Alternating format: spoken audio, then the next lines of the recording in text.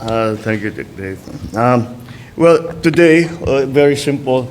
I've asked to, so that we can present to you, if you remember, as I'm sure you do, that during the SONA, I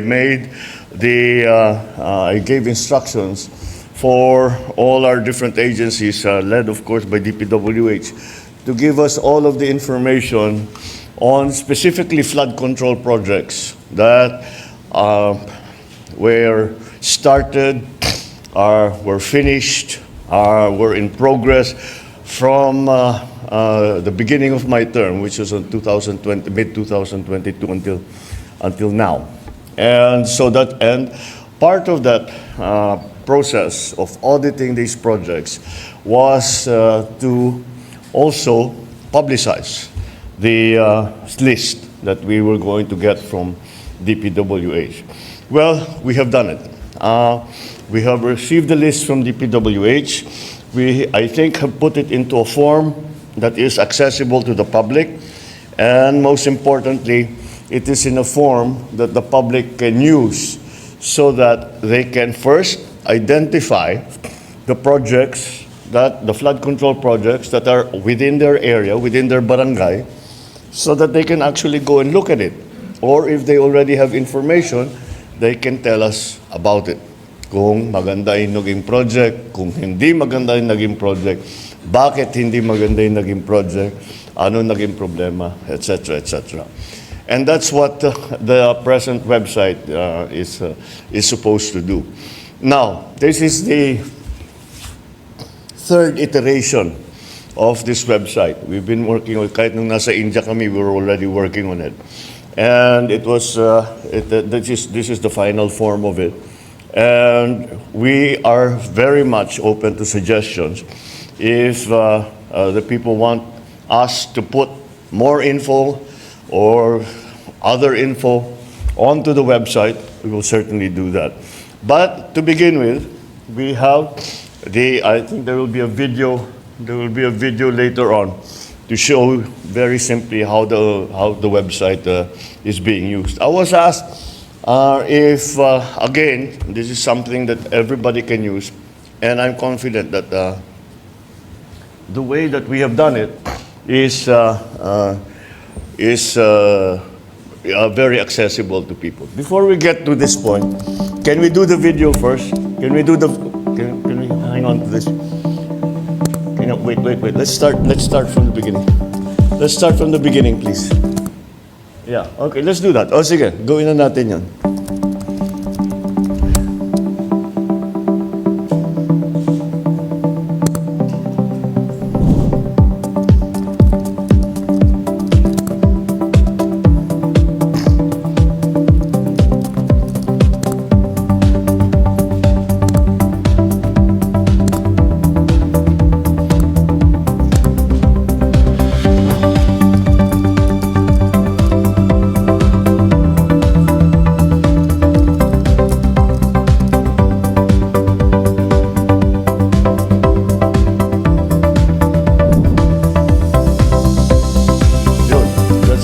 Feature that we just added na pwede mong hanapin sa mapa.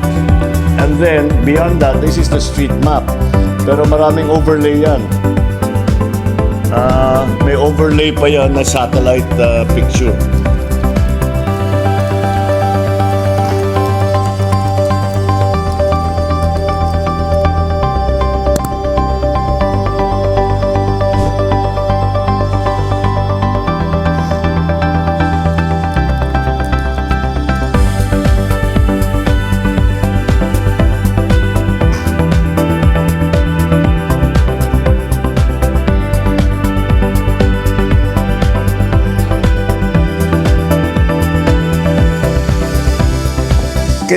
Can we just show the first page? Yung list of projects and then yung search. Well, that's the there. Okay, keep going up. All right. Doon sa pinakita, linalagay yung location, yung date, kung ano yung project. You don't need to have all of those details. All the public has to do Para ang ginawa ko, sabi ko, kasi nung unang namin natanggap ito, it was map coordinates. So sabi namin, hindi pwede. So we translated the map coordinates down to the barangay level. So ang kailangan lang ipasok ng kahit sino, buksan yung website para makita, tiga barangay 1, 2, 3 ako. Tama, yun, ilagay lang, ayan, barangay Tabako. And they can search all of the projects that are in their area. So kung alam na nila, pwede na sila magsabi maganda naman. Pwede sila magsabi hindi maganda ang naging project. And so those are we just try to keep it as simple as possible so that people can just put yan lang naman basta barangay lang, tama na yun. Kasi yung isa may listahan pa where, when, that's not necessary. If alam ninyo, di gamitin nyo. Pero kung hindi necessary na ganun, ito na lang. Basta lagay nyo yung barangay ninyo at lalabas na lahat ng flood control project. Maybe there are certain already initial findings that we have made during the ongoing investigation that we have initiated since the SONA. And I think it is interesting for people to look into so that it can be a guide as to where maybe the problems have arisen. And these are key findings on flood control projects. Can you put that up? Yeah. These are basic data lang ito. Next page. Yeah. The total cost of all of the projects since July 2022 until today is 545 billion pesos. I don't know about you, but that is a very big number by any measure. That is an enormous number. Let's keep going.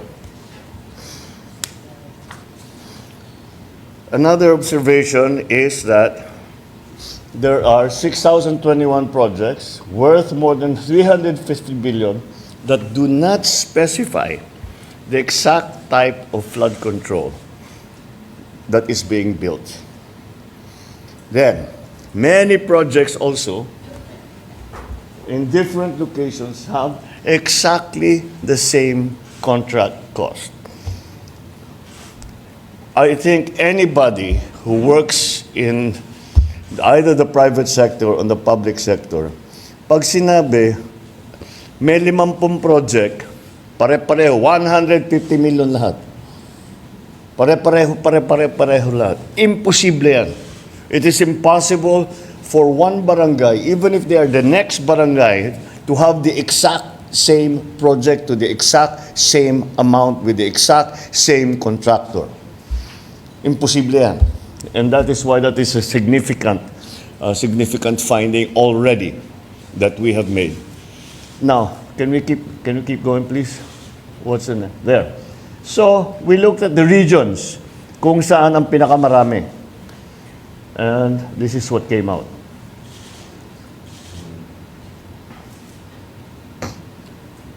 So, that's something that we have to dig deeper into. Parang yung NCR, that makes sense. Kasi talaga yung flood problem nandyan. Pero titignan pa natin yan. Tapos, Region 3, well, they're flood prone. But tignan natin why, as opposed to other places that have that are also flood prone. Okay, next. Here, I think you can analyze this for yourself. I don't need to explain this. These are the provinces with the most projects. And at the same time, here's a list of the top 10 provinces that are most flood prone, that have been assessed to be the most flood prone. I think you will notice they don't necessarily match. This side and that side don't necessarily match. Now, I'm sure there are explanations for that. We will have to study it further. But you would intuitively say that projects the areas, rather, the provinces, regions, whatever you want to do. Whatever pinaka-flood prone, yun dapat ang pinakamaraming project. No? Pero parang hindi tumutugma. Kaya yan, kailangan natin pag-aralan na mabuti kung bakit nagkaganyan. And, well, this is just another piece of information. Out of 170 pumping stations, that's the next one, yeah. Pumping stations, 157 were in Metro Manila. This really, more than anything, manifests how the pumping stations have become ineffective because of the garbage collection problem. So that's indicative of that. Kaya namin linagay yan dyan.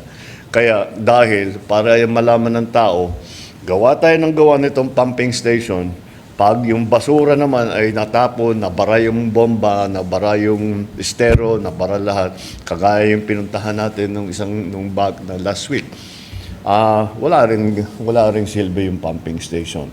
And that's just to bring home the message that we really have to do something about the garbage problem. There are,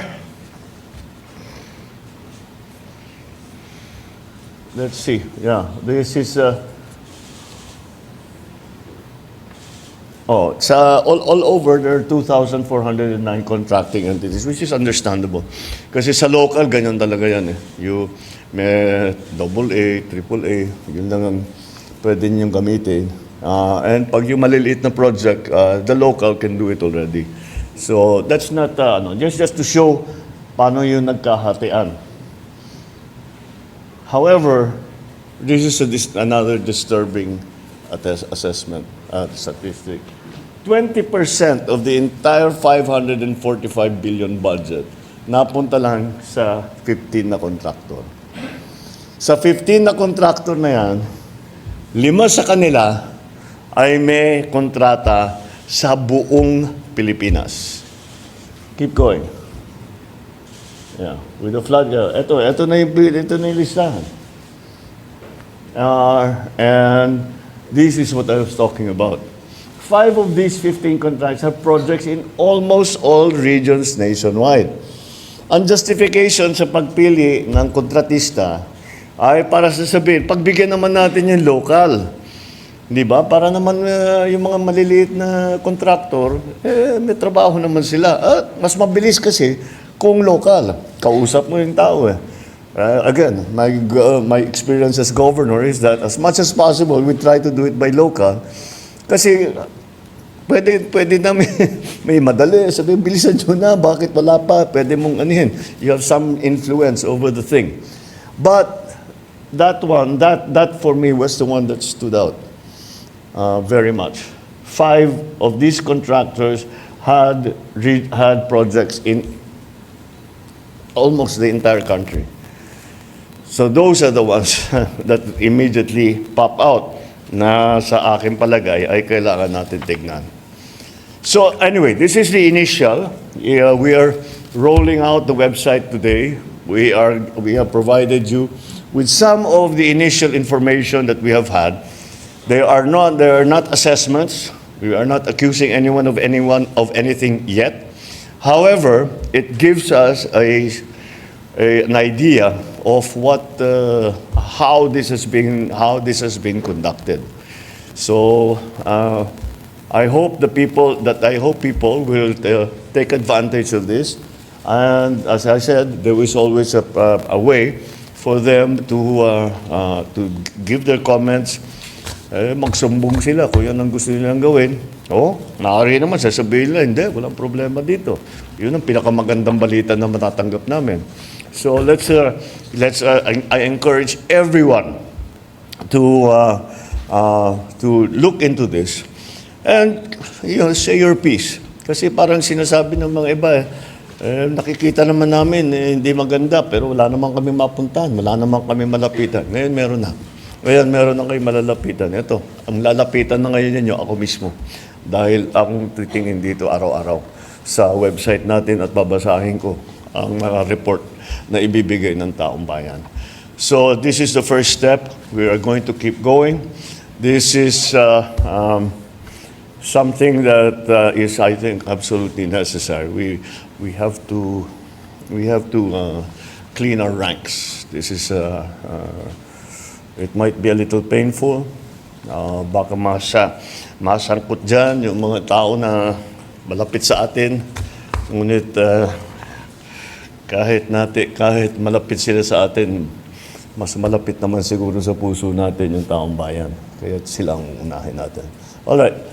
I think that's just a preliminary briefing, and thank you, and I'll take some questions. Thank you very much, Mr. President. Mr. President, the first question will come from Alvin Baltasar, Radio Pilipinas. Mr. President, magandang umaga po. Hi, sir. Good morning po. Mr. President, Mr. Ramon Ang is offering to solve the flood problem in the National Capital Region. What is your take on this? Thank you. What else? What else can you say? You know, this is why we have. This is the reason why, from the very beginning, I always said the private sector needs to be part of everything of our national development. Hindi pwedeng ganon. Now, yung proposal ni Ramon Ang is also certainly very welcome. Because you know, we've seen his projects. Maganda naman ang mga nagiging resulta. He's able to bring it in on time, and you know, the man is an engineer, so I'm sure he has pinag-aralan niya na mabuti yan. He's actually given me already this briefing before. And however, there is still another side to his proposal, and the other side of his proposal, I will fix the flooding problem. I will desil the areas here in Metro Manila anyway. But the mayors, the LGUs, have to take care of the garbage problem. It simply doesn't work until we have a solution to the garbage problem. We have a proposal for waste-to-energy solution in Manila, City of Manila. So baka naman, so that I think that will go on, but that's only for Manila. So, itutuloy natin, titingnan natin kung magandang lumabas doon. And if that's the case, then that's what we will do with other parts of, at least Metro Manila sa una, or the other urban areas na nababaha. So, again, anybody who wants to help, it's a welcome offer. Yes. So, sir, just a quick follow-up. So, yung proposal po ni Senador Panfilo Lacson, na itap din yung ibang mga bilyonaryo sa bansa, welcome din po sa inyo yun. Siyempre, you know, you don't look a gift horse in the mouth. Kung handa silang tumulong. And this is not anything new. The so-called taipans of the country, pagka meron tayong gustong gawin, nag-o-offer talaga sila. Kaya't marami silang naitutulong. So I will certainly look at this proposal of Ramon very, very closely and see if it's actually, if we can do it. Like I said, it will require that coordination between LGUs and I guess San Miguel, whatever it is, what part it is that they want to play. Pero nagdi-desilt na siya. Pasig River, dinidesilt na niya. So alam niya talaga yon. So anyway, that's something that that's very welcome, as I said. Any offers of help are always welcome. Maraming salamat po, Mr. President. Thank you. Sir, the next question will come from Ana Felicia, GMA News Online. Good morning, Mr. President. Sir, Senator Tulfo mentioned earlier na isang undersecretary ng DPWH yung reportedly nasibak dahil po dito sa anomalous flood control. Is this confirmed, Mr. President? And sino-sino pa po kaya yung involved dito sa corrupt flood projects po? If we can name them, Mr. President. Now? We just opened the website. No, I need to hear from other people because anong makukuha kong report? Makukuha kong report sa kung sino man, maganda lahat. So I need to hear from people first. And then if there is really something na kailangan sasabihin talaga ito consistent, ang dami nilang 15 yung project nila, puro palpak. Delikado na yan, pitignan na namin. But we don't have that yet. We haven't conducted that. If you remember, the DepDev is going to now go into all of that. Pero parallel effort yan. sa gobyerno at saka sa taong bayan. Importante yung contribution ng taong bayan. Napakahalaga. Dahil kami, nandito kami, pinag-usapan nga natin, 9,000 projects. Siyempre, didetalye namin yan, iisa-isahin namin yan. Pero ang tao, nandun sa harap nila. Pag-gising nila sa umaga, maglalakad lang sila ng kalahating kilometro, nandyan na, nakita na nila. So that's maybe more important. Kaya we have encouraged the way we put the website together. Kahit may picture, may video, i-upload ninyo sa amin para makita namin. Kasi meron kaming yung mga malalaking analysis, yung mga satellite nga, pati yung mga report. Pero iba na rin yung nakikita mo, sasabihin mo, dito nasira, dito pumasok yung tubig. Nung bumigay ito, wala na, binaha na kami lahat. So that's why we are encouraging to go, we are asking people to help us and to help themselves. Dahil kung maayos natin ito, hindi na sila babahin, or at least not as badly as they are now. Sir, quick follow-up lang po. Doon po sa 15 contractors na nakita natin, meron po bang link sa mga government officials, especially po sa mga congressmen na nakaupo, sir? Wala na ba talaga tayong investigative journalist ngayon dito sa Pilipinas? Trabaho niya yan. Look it up. We are going to look at it also. But it will be premature for me to name names, etc. until we really know what's going on. But, go out there. Tignan ninyo. Talk to the people. We need to hear from everyone. And that's I think something that we can all play a part in. I know that once this comes out, that kung ano-ano mga papasok na reklamo, kung minsan justified, kung minsan hindi, dahil may alitan for political or whatever, natalo sa kontrata, the usual thing. But we'll still go through every single one, and we still have to see what really is credible, and what needs to be acted upon. So let's also be fair to everyone, and not say, ito si ganito, ito si ganyan, tanggal ka sa trabaho, unless we have a good idea of what went wrong. Thank you, sir. Thank you. Thank you, sir. The next question from Evelyn Quiros from Filipino Mirror. Good morning, Mr. Good morning. President. Ito pong presentation niya na website, ito po yung base na po ito sa inventory na sinabmit po ng DPWH. Yes. Opo. Sir, bali, dun po sa presentation niyo, yung may a total cost of 545 billion, 350 po dun is almost 50%. Pwede po ba natin makonsider yun na ghost projects? No. Or hindi naman po? Hanggang we're just starting this process. Remember, we haven't. DepDev is already working on it. The Public Works is already working on it. My office is already working on it. But if I'm to stand up here and then mali si ganito, mali si ganyan, tapos mali, that's not fair. So let's be circumspect about pointing fingers and shouting at people.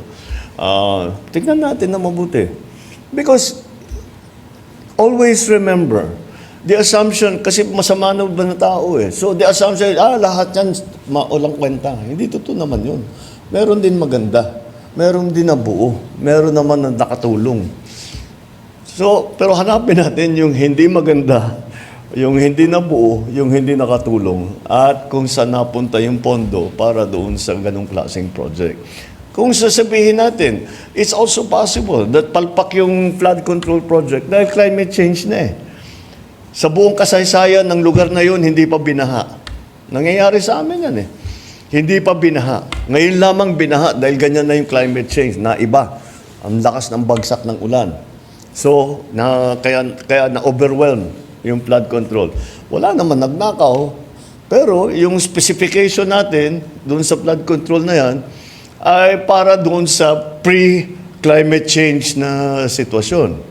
So we have to be careful about this. Of course, we want to get to the bottom. Of course, we want the people who have taken advantage of the system to pay and to be answerable to the shortcomings that has been demonstrated. And if there is evidence of corruption, then of embezzlement, of any kind of wrongdoing, that's when we will move. But again, we cannot do all of this without the help of the ordinary citizen. We need the citizen to play their part, their civic duty, to report to the government what they see as being wrong. So let's be, as I say, circumspect and maayos yung ating pasok dito. Hindi yung bara-bara na, bahala na. What the expression in English is throwing the baby out together with the bathwater. Di ba? You choose. You Sir, make sure that you're on good ground. Mr. President, follow-up lang po. Doon po sa SONA, bali, yung Regional Project Monitoring Committee po, ay naatasan nyo na yung parang ma-identify yung failures, tapos yung mga hindi natapos, at saka yung alleged ghost projects. Pwede po bang malaman ngayon sa inyo kung sino po talaga yung ahensya na mag-iimbestiga nito, yung pangkalahatan? Thank you po. It will be DepDev. The regional, they will look at all of this. That's why what the DepDev, for example, can do. For those who are not up to, DepDev is what NEDA used to be. We just renamed it, so it's now called the Department of Development. So anyway, ang gagawin naman ng DepDev, titignan yung papel and see what happened, where it went. Tapos yung mga really very, very problematic areas, siguro papupuntahan nila. But how many areas can they go to? We were talking about 9,000 projects. Hindi nila mapupuntahan lahat. Kaya para sa akin, napakahalaga ang kontribusyon at ang mga komento, ang mga reklamo, ang mga video, mga picture na ipapadala sa atin ng taong bayan. This will not work. This whole process will not work unless people are involved. It is not going to be enough if only government is involved, if only DepDev is involved, if only Public Works is involved, if only the Office of the President is involved. We need everyone involved because, I don't know, 80 million, 90 million pairs of eyes are better than all the eyes in entirety of government. So again, let me stress that it is exceedingly important that people get involved. So lahat ng hinain ninyo, masama loob ninyo, yung nagrereklamo kayo, frustrated kayo dahil nakikita ninyo, wala naman kayong malapitan. Ito na yung chance ninyo. Ito na yung chance ninyo. Meron na tayong website. Ang isusulat ninyo doon sa report, yung tinatawag yung sa na report, ang isusulat ninyo doon sa report, ako mismo ang babasa. Yan ang asahan ninyo. Babasahin ko bawat isa. Thank you, Mr. President. The last question, Mr. President, will come from Maris Umali, GMA 7. Good morning, Mr. President. Morning. Pardon me if I may have to divert a bit from the issue this morning because this is a breaking story, Mr. President.